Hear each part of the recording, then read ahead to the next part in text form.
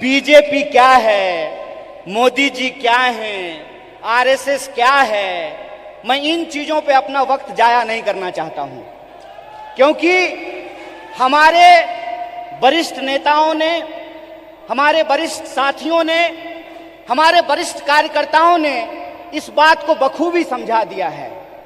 वो क्या कर रहे हैं ये हम जानते हैं। हमको ये समझना होगा कि हमको क्या करना है। आज देश की बागडोर पंडित जवाहरलाल नेहरू के हाथ में नहीं है कि जिन्होंने किताब लिखी थी डिस्कवरी ऑफ इंडिया। आज देश की बागडोर डॉक्टर बाबा साहब भीमराव अंबेडकर के हाथ में नहीं है, जो विदेश पढ़ करके आए थे और इस देश की ड्राफ्टिंग कमेटी में कॉन्स्टिट्यूशन को लिखने का काम किया, बनाने का काम किया। आज देश की बागडोर 23 साल की उम्र में हंसते हंसते फांसी के फंदे पे झूल जाने वाले शहीद आजम भगत सिंह के हाथ में नहीं है। आज देश की बागडोर एक ऐसे इंसान के हाथ में है जो अपनी पत्नी की जिम्मेवारी ना उठाया हो, वो देश की जिम्मेवारी उठाएगा। बताइए, आज देश की बागडोर एक ऐसे हाथ में है जो कहता है कि पीएफआई के नाम में भी इंडिया है।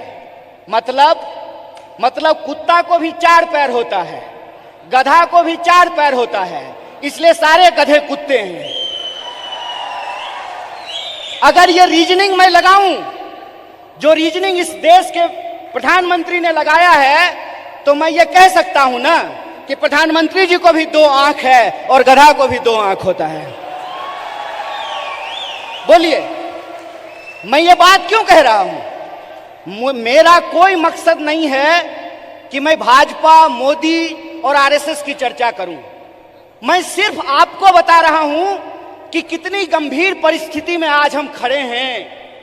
इतनी गंभीर परिस्थिति में खड़े हैं कि संस्थाओं को तो छोड़ दीजिए, व्यक्तियों को भी बोलने का अधिकार नहीं है। इसीलिए जब आज आप यूथ कांग्रेस का झंडा अपने हाथ में उठाए हुए हैं, जब आप कहते हैं यूथ कांग्रेस जिंदाबाद, इसका क्या मतलब है?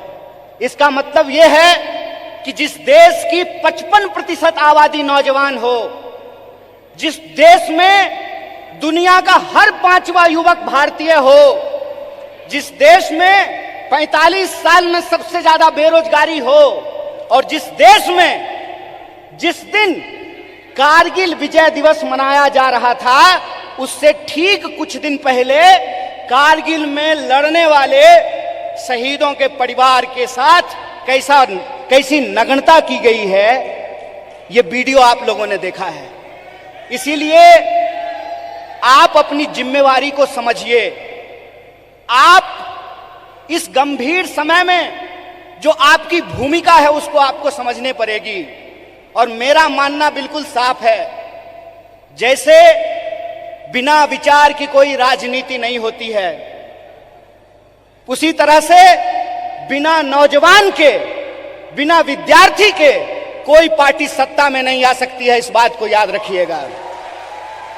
अगर आप चाहते हैं कि इस देश में सत्य का शासन हो और सत्ता पे बैठे हुए लोगों का जो अहंकार है, उस अहंकार को चकनाचूर किया जाए, जिस लोकतंत्र की बुनियाद पर, जिस जमहूरियत के दम पर आज उनको कुर्सी पे बिठाई गई है, अगर आप उनको नीचे उतारना चाहते हैं तो इस बात को आपको समझना पड़ेगा कि इस देश के नौजवानों और विद्यार्थियों को सबसे बड़ी भूमिका निभानी पड़ेगी। अगर भारतीय राष्ट्रीय कांग्रेस शरीर है तो एनएसवाई और यूथ कांग्रेस को दोनों हाथ बनना पड़ेगा। यह बात हम लोगों को समझना होगा।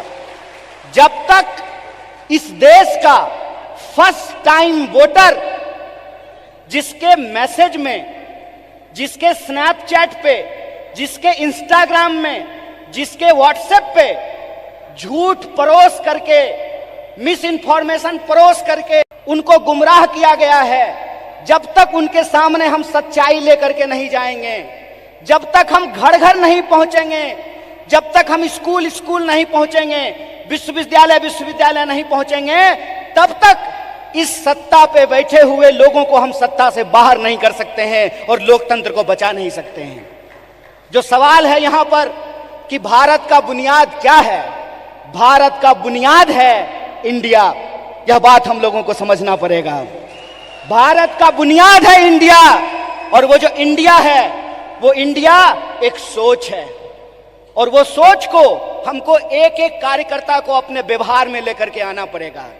अगर हम महात्मा गांधी का उदाहरण आपके सामने रखें तो किस तरह का एग्जाम्पल हमको देखने का मिलता है।